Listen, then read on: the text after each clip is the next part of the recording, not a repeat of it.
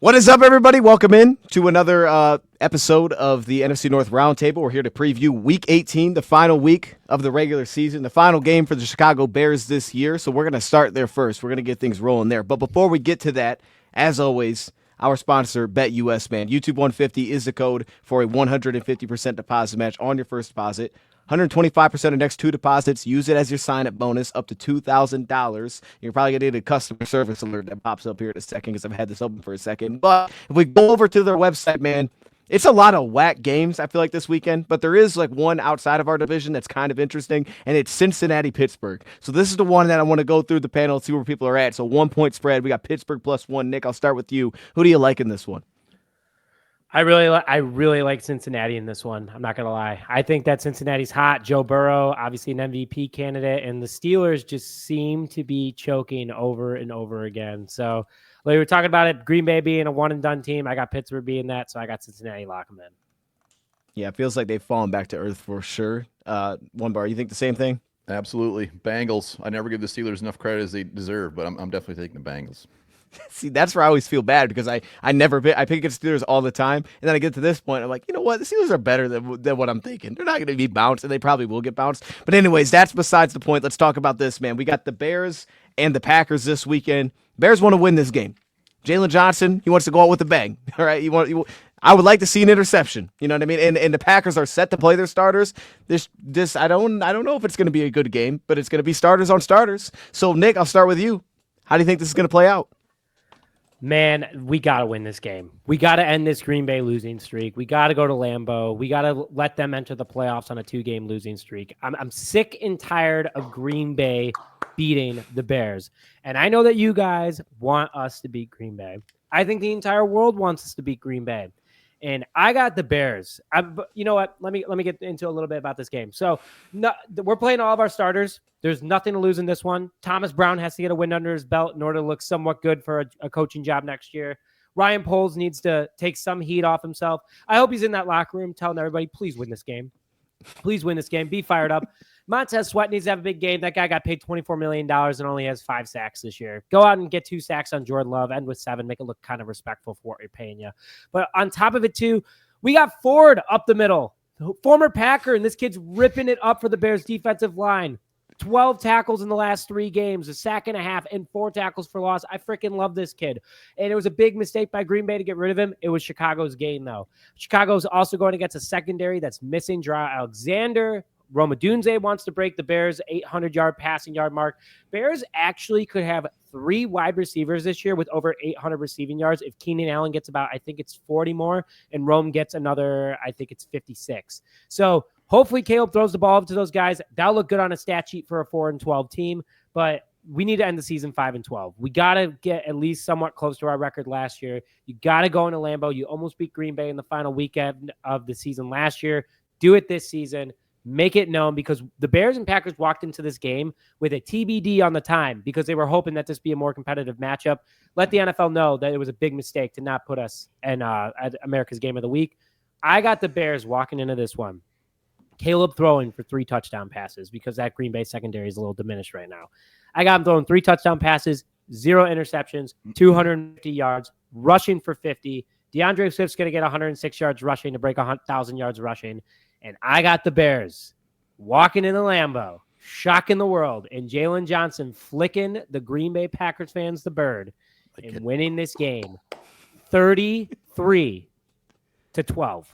Somehow Green Bay is not going to score a touchdown. They're going to get 4 field goals. Every time that I've guessed a crazy score this year, I've been correct 9 out of 10 times. So overall, I got Green Bay getting crushed by the Bears in this one. Matt LaFleur is going to cry like we were showing him earlier this week. And I'm winning. You know what? I'm dedicating this game to one bar. That's all I'm going to say. Dion, you're wearing the Green Bay socks, so I don't have to dedicate it to you, but I'm dedicating this game to one bar. 33-12, Chicago Bears. Let's go out and shock the world, baby. Let's end the season with a win. One bar, I got to get your take on this. What do you like? That was one of the nicest things that anybody has ever done to me, to dedicate a potential Packers loss. Look at that. You know what? Hey, Nick, nailed it, man. Like if I'm you right now, I mean, hats off to you. Still pulling out the stats. I want 3 receivers over 800. I want 1,000 yards. Like, hats off to you and the positivity. Like, if it's me, I got a patchy, gross, big red beard. I'm half in the bag right now. I'm giving up. I'm doing mock drafts. There you go. So hats off to you to go on a good note. Don't play for that draft pick. Don't play for that draft. Not against the Packers. Not allowed. Not allowed. No more losing culture, baby. You know what? If we win, I'm coming on French wine. Nick is back. That's all that's going to happen next week. Dry January is coming to an end. Yeah, I mean, you know what? It would be a wonderful story. I would love it. The Bears, like for themselves, like the veterans, the guys who are just checked out, the guys are like, they need this, man. Caleb Williams needs to go on a high note. He needs to get a dub and gets a little momentum going for the offseason. And, you know, they got some damn good players. They got some seasoned vets on there. They could pull it off. They could pull it off. And the Vikings last week, they were taking advantage of that Packers defense. They were making plays, so it can happen. Caleb Williams can do it. DeAndre Swift can do it. I mean, they're coming off a 6-3 win. I mean, I got to come back to earth a little bit here. I got to get out of fantasy land. So it would be a large fantasy if like 33-12, man. Say it one bar. Say it. I'm doing naked jumping jacks out in the yard if that happens. I don't care what my neighbors think. And you know what? But I'm gonna do it. Nick, you dedicated that game to me like I just died a couple weeks ago, which is a little bit morbid. But I'm doing it. The Bears are gonna get the dub. They're gonna finish the season. Packers are gonna go into the playoffs. Two game losing streak. I got the Bears 23-17. Good guys. And Baz won't be here again next week after that one. Yeah. All right. Mark her down, baby. It's in the red book. I forgot about the notebook, man. You pulled it up. Look, man, I love you know what I'm thinking when I'm thinking about the Bears this week based on what one bar said. What does that say? Naked jumping jacks. Naked jumping jacks. I'm putting everyone's thing down. Hey, TikTok. Hey, one bar shout to TikTok. Tell them where they can find it. Hey, man, look, but I'm thinking with one bar speaking with some energy there. And I'm like, if I'm the Bears, he's right. You got to go out with some positive energy. You need people to be happy. So how do you make people happy, Nick? You run some dang trick plays, man. When are y'all going to get in your bag a little bit and do some craziness? Like, why not? You got nothing to lose, man. Take some swings. This is like one of those games where you get like the small school. It's like 24-point underdogs. You're like, oh, who cares, man? We're just going to do some stuff and we're going to make this thing interesting. The Bears should do that from jump. They should come out, first fourth down, we're faking a punt. All right, we're doing some craziness here. We're going to try to expose some things. Think about how you guys lost the game to the Packers, man. You blocked field goal, right? Wasn't it a blocked field goal? You guys got to get back on special teams. Like, you need some craziness on special teams to get maybe a fake field goal. That'd be money. This would be the perfect game to do it. I had a guy in the chat tell me that I was 2-14 big in Vikings this year. And if that's the case, I might as well go down swinging. I'm taking the Bears as well, Nick. Put it in the notebook. We got the Bears. Blowout. Blowout too, Nick. It's a blowout. What's the score? 42-10. 42-10, Nick. Oh! We got naked jumping jacks. Look at that. Oh! What can I say? You guys are pretty good at predicting games. Win them all. Can't wait. Nick, thank you very much. Nick, we appreciate you, man. The energy's been fantastic. If you got a dip, do your thing. I got no wait. You guys got to let me give for Kellen 87. Kellen 87 said I got to give my prediction in good old Donald Trump's impression. I got to go through the game. I'll let you guys go a little first, and then I'll go. Yeah. No, you go, Nick. You can go right ahead. Nick, go right ahead. Lions Vikings. Thank you for letting your leader take over. This is a great matchup. One of the greatest matchups you could ever end in a Week 18. This is going to be beautiful. Where are they playing, Dion? Are they playing in Detroit? It's in Detroit. Playing Detroit. It's in Detroit. Of course it is. Detroit, great town. One of the best towns. TD loves Detroit. TD, but he loves Minnesota. Kellen 87, this one's for you. I got a good game. Sam Darnold's very hot. Jared Goff's a little hotter. 2 MVPs going at it. It's going to be a good one. You got Aaron Jones going to rush the ball a little bit. He's going to go get it. But then you have Jameson Williams catching it for over 25 yards a catch. That's a fast guy over there. I've got this one coming down to the wire, and it's going to get a little crazy. We're going to go to overtime. We're going to go, and it's going to be a win on a field goal. It's going to be a long field goal, big one. Big from the center of the field. I've got the Detroit Lions losing this game. I got the Minnesota Vikings coming in and winning this one. But in the playoffs, in the NFC Championship, Detroit doesn't lose this one to Minnesota in the NFC Championship. I got Detroit going to the Super Bowl. But I'll end that right there, one bar. We don't have to talk about that later. Yeah, reverse later, psychology. man. It's road. Whistling Moon. It's going to be one of the biggest moons. It's going to be a great game. I hope you guys enjoyed this one. Very good. That was great. A+. Well done. One bar, he built you up just to be like, yeah, it's not. Yeah, that second part was a couple weeks. horrible. You won't win. Bad ending, man. You forgot about that part. It's Sleepy Creepy Joe said that one. Go ahead, one bar. What you got? One bar, what do you think happens in this one? Look, man, like I look at this game from top to bottom. It's like obviously it's going to come down to offense, and it's cliche and it's lame, but it's like who's going to screw up? That's going to come down. We know there's going to be a ton of points. There's going to be a ton of yards. Both these offenses are fantastic. Lions defense, yes, absolutely liability, and it's because of the injuries. I mean, I say that every time we talk about it. It's like this isn't the same Lions team that we played initially earlier in the year, and it was 31-29. I mean, the Vikings held their own against when you had some of your big boys out there. So we're gonna get some points. We got Hawkinson back. We got Blake Cashman playing. Got two guys that weren't there the first time around. And I know you guys have had some guys come on offense too. But like I think it's like you guys are giving up 30+ points for the last 4 weeks or something, 5 weeks. It's just a sieve. It's just a sieve. It's open for anybody. And Sam Darnold is going to do his thing. Sam Darnold is so damn hot right now. There's no reason the Vikings shouldn't score 35 points. There's zero excuse for them not to come out on all cylinders and just try to just murder you guys. Like there's no reason. That's how teams are doing it right now against the Lions. They're putting up points, or I should say making it close. But I think the X factor is Blake Cashman. I sound like a broken record, but it's going to come down to Blake Cashman, and it's going to come down to Jahmyr Gibbs. If Jahmyr Gibbs, even last game, I think he had $120 almost, maybe 115, yep. 2 touchdowns, and Jared Goff had 2 incompletions against us. I fully expect your offense to be firing. I fully expect it's going to come down to the first person who punts or the first one who puts the ball on the ground, and the other team's going to take advantage of it. There's going to be no lack of points. This is going to be the biggest game for the Vikings fans since I don't know when. I do not know when. That first round bye, that home field advantage, the Vikings need it, man. We need it. And the Lions are 2 losses, baby. They've been in Detroit. They're going to be in Detroit. So I don't see why we can't do number 3. It's going to be a great game.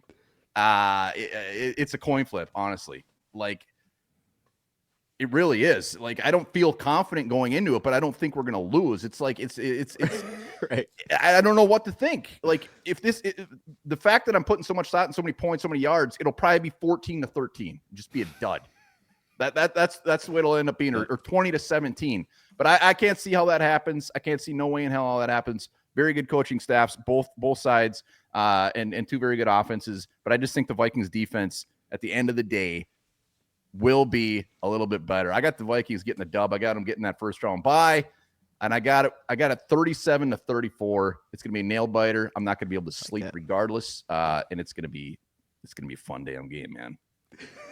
Hey, you know what? Just to appreciate that this is the moment. Like, you know, both teams are getting in, and this is like never happened before. 2 teams, 14 wins. I mean, it's the moment, man. You know what I mean? Like, I gotta appreciate it now, because when the game starts, as one person went out, I won't appreciate it. I'll just be mad if we lose. I'll be too happy if we win. I won't care about no dang moment. But right now, I can't enjoy it. Can't enjoy the fact that 2 teams are 14-2, and we get to witness this in our own division.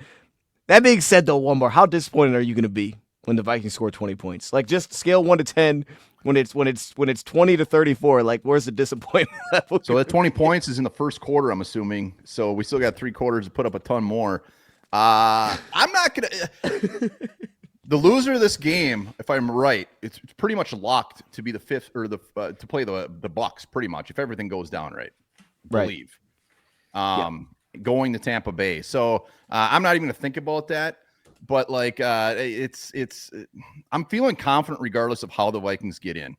But we'll get that 1 seed.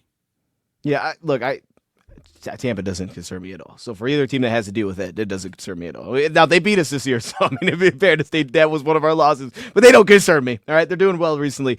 But no, to stick on this game, here's the disappointment. You're talking about guys that you have back. We don't have the Justin Jefferson stopper. I mean, that changes everything, one bar. Changes everything. We had that guy.